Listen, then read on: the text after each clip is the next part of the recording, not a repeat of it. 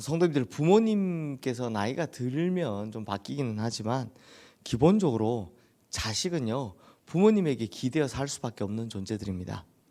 그러니 현명한 자녀는 자기 문제를 가지고 부모님과 잘 상의하는 자녀이죠. 만약 그러지 못했다면 이 본인도 문제 해결이 잘 안 됐을 때 답답하기도 하고, 또 부모님께서 나중에 그걸 알게 되면 굉장히 섭섭해 하시겠죠. 예전에 제가 참 안타까운 일을 TV에서 본 적이 있는데요.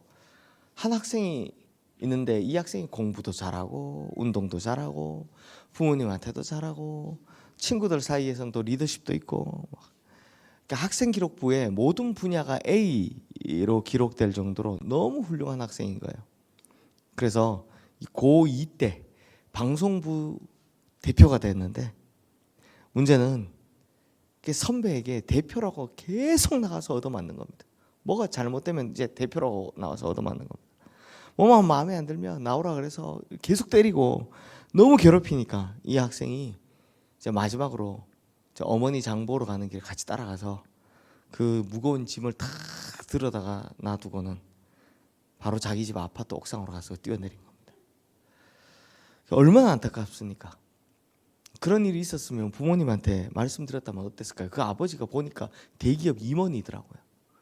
근데 너무 착하니까 말을 또 안 하고 꿍꿍거리다 그냥 너무 안타까운 일을 겪는 걸 봤습니다.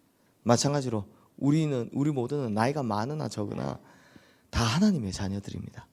그러므로 우리 인생에 일어나는 크고 작은 문제들 다 하나님께 찾아가 아뢰어야 하는 겁니다. 나를 지으신 하나님 앞에, 내 인생을 창조하시고 계획하신 하나님 앞에 모든 문제를 가지고 나가는 것이 문제 해결의 가장 빠른 방법이다라는 겁니다. 성도님들, 오늘 우리가 보는 이 시편 94편의 저자도 자신의 인생에 다가오는 문제를 하나님께 아뢰고 있습니다. 그것도요, 우리가 기도할 때 잘 쓰지 않는 표현이죠. 격정적인 언어를 가지고 하나님께 토로하고 있습니다. 1절 말씀 우리 함께 읽어보겠습니다. 여호와여, 복수하시는 하나님이여, 복수하시는 하나님이여, 빛을 비추소서. 이 복수라는 말, 우리가 기도할 때 잘 쓰는 말입니까? 잘 안 쓰는 말입니까? 잘 안 쓰죠. 우리 성도님들 기도하시면서 하나님 복수해 주세요, 복수해 주세요, 이렇게는 안 하잖아요. 아니, 마음으로는 그런 생각을 할 수 있다고 해도, 요만큼 할 수 있다고 해도 하나님께 기도하면서 진짜 하나님 복수해 주세요, 이 시편 94편의 시인은 좀 급해요. 뭐든 말을 하면 억울하면 2번씩 이야기를 해요. 막 2번씩이나 복수해 주세요, 복수하시는 하나님을 이렇게 연거푸 부르지는 않습니다.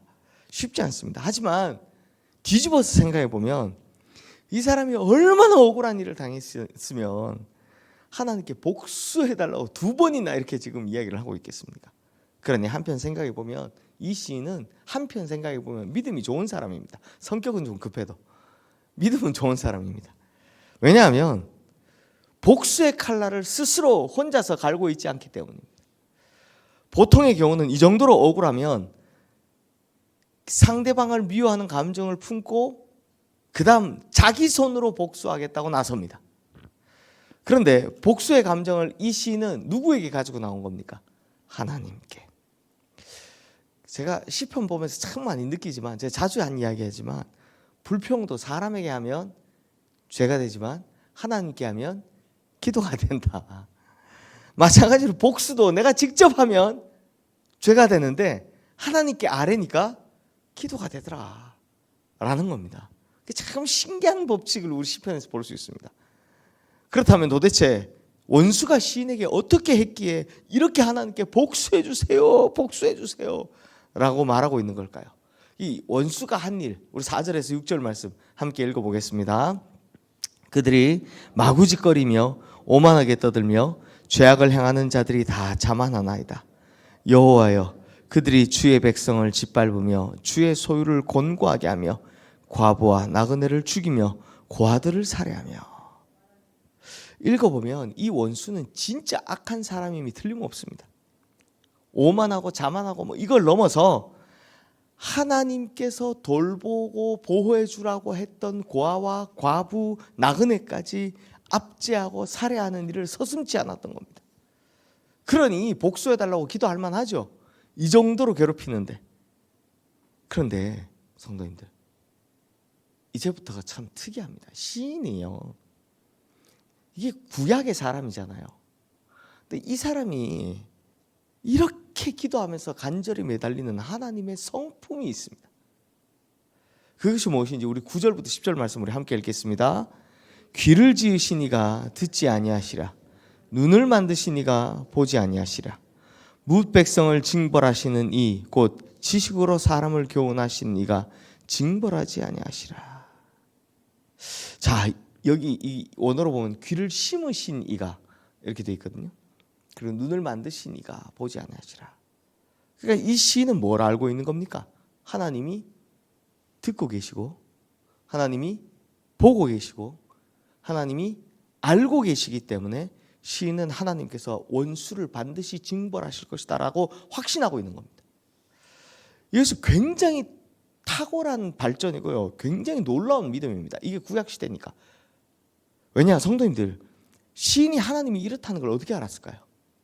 이게 우리는 성경도 있고 이러니까, 신약시대도 신학도 발달했으니까 한 2000년이 내려오고 있으니까 이렇지만, 구약시대 사람들은 이거 어떻게 알았을까요? 확실한 가다는 인간이 하나님의 형상으로 지음받았다는 것을 깨달았기 때문입니다. 그러니 인간을 보면 하나님을 알 수 있다고 생각한 겁니다. 이거 참 대단한 통찰력인데요. 그러니까 인간을 지으신 하나님은 인간과 비슷한 형상을 가지고 계실 것이라고 확신한 겁니다. 그러니 하나님께서 인간의 귀를 지으셨으니 하나님도 뭘 가지고 있다?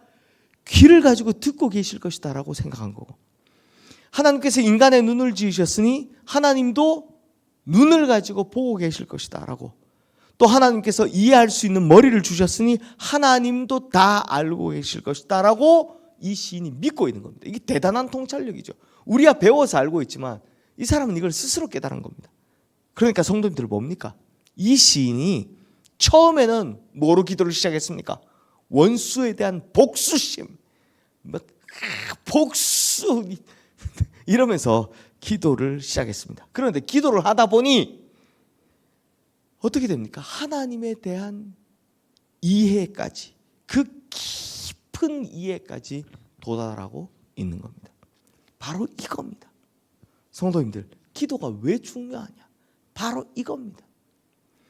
삶의 문제든 답답한 소갈이든 원수 때문이든 걱정과 염려 때문이든 우리가 하나님 앞에 나와서 기도하면 처음에는, 죄송합니다, 이런 표현, 성질 나죠? 저도 하나님 앞에 원망할 때 있습니다. 막 성질이 날 때가 있습니다. 왜 하나님, 이럴 때 있습니다. 그런데 계속 기도를 하다 보면 어떻게 됩니까? 하나님에 대해 더 깊이 깨달아지기 때문입니다. 이 깊은 이해까지 들어가기 때문입니다. 오늘 이 시인도 원수 갚아달라고 하나님께 기도하기 시작했는데 정작 뭘 깨닫습니까? 하나님의 놀라운 비밀을 깨닫고 그 덕분에 하나님과 더 깊은 관계까지 들어가게 되는 겁니다. 하나님이 보고 계신다, 하나님이 듣고 계신다, 이걸 알면 그 시인이 진짜 복수할 수 있겠습니까? 사랑하게 되죠. 놀라운 일이 벌어지는 겁니다. 이것이 기도를 해야 하는 이유고요, 이것이 기도가 주는 놀라운 유익인 겁니다. 이 시편에 참 많은 원수 갚아달라는 시편 나오지만 그때마다 결론은 뭡니까? 다 그건 하나님이 심판하실 거고, 우리는 어떻게 됩니까? 하나님과 더 가까이 가는 겁니다.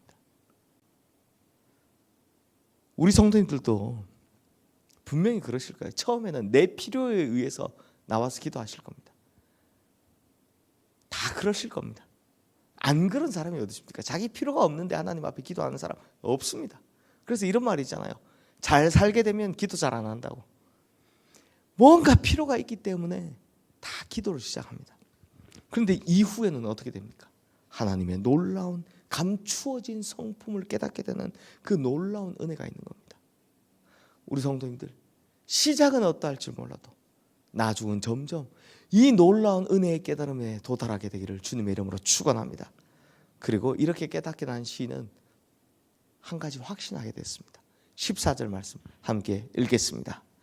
여호와께서는 자기 백성을 버리지 아니하시며 자기의 소유를 외면하지 아니하시리로다. 이 소유는 바로 우리를 말하는 거죠. 내가 하나님의 소유됐으니까, 내가 하나님 백성 되었으니까 하나님의 소유된 나를 하나님은 절대로 버리지 아니하시고 절대로 외면하지 아니하실 것이다. 그러니 나의 억울한 마음과 갈급한 마음을 반드시 해결해 주실 것이다 라고 이 시인은 확신하고 있는 겁니다. 왜? 하나님을 깊이 알고 나니 하나님은 이런 분이야, 이걸 깨달았다는 겁니다. 또 우리 그때 있지만 23절 말씀도 함께 읽어보겠습니다. 그들의 죄악을 그들에게로 되돌리시며 그들의 악으로 말미암아 그들을 끊으시리니 여호와 우리 하나님이 그들을 끊으시리로다. 결국 원수에 대한 모든 문제를 하나님께 맡겨버리는 겁니다. 하나님께서 해결하실 줄 믿습니다 하고 끝내버리는 겁니다. 그러므로 우리 성도님들에게도 이러한 기도의 역사가 일어나게 되기를, 그리고 이렇게 믿음이 성장하는 역사가 일어나게 되기를 주님의 이름으로 축원합니다. 비록 시작은 어려울 수 있습니다.